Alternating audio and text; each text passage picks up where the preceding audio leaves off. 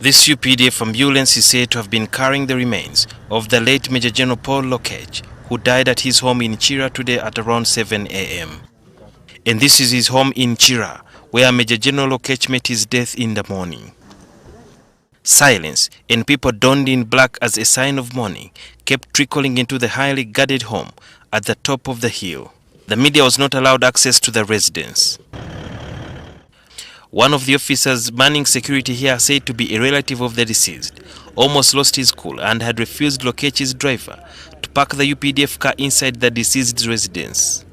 According to the UPDF spokesperson, Brigadier Flavia Biekwaso, the general, now known as a Lion of Mogadishu, fell off a chair and fractured his leg recently. However, it's not clear where he fell from. So he was not complaining of anything until this morning when he entered into the bathroom, actually preparing to go and again attend to the leg. He called his wife and said, "I feel I'm losing breath." The wife ran very fast to him. He sat him down.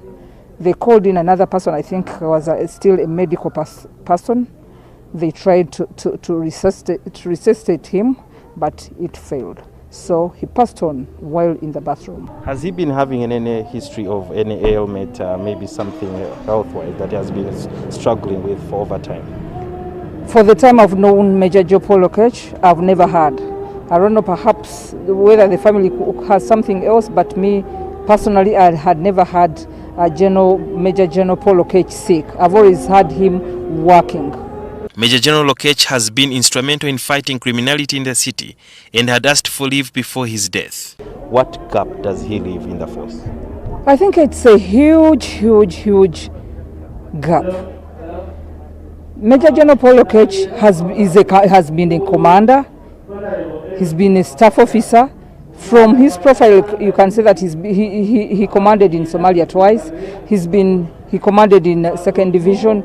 He was in Air Force as a Chief of Staff. He was a commandant of URDCC in Jinja.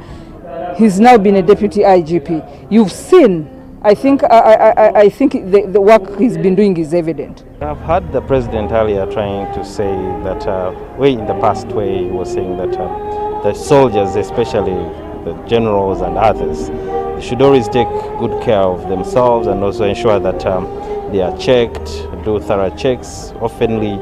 Is that something that the UPDF maybe you'd want to have in place so that your generals and other officers are always periodically checked to ensure that they are healthy and fine?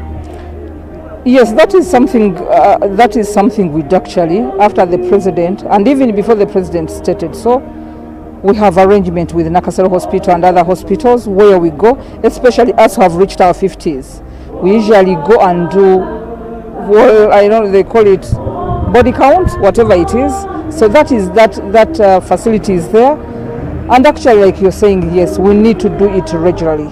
But who was Lokech in the army? Many of the people would want to be commanders. If I don't know how best I can describe that word. But once they say that, yes, that guy is a commander. So that was Major General Paul Lokech. At the home, we asked Major General Paul Lokech's daughter, identified as Mary, for a comment about her father, but the development clearly had not sunk in.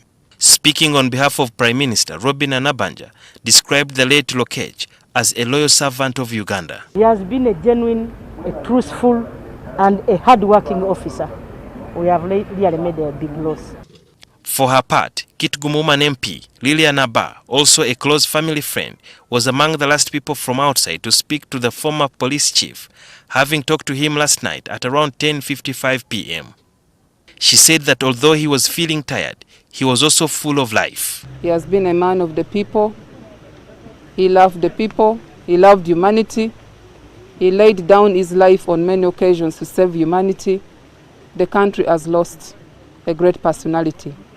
Kitgum Municipality MP Dennis Onekalit Amere also had this to say. It is saddening, really, that we have lost a gallant son, a gallant citizen of this country, a person that this country will miss, a person that East Africa and Africa as a whole will miss because of the service he has done in this country.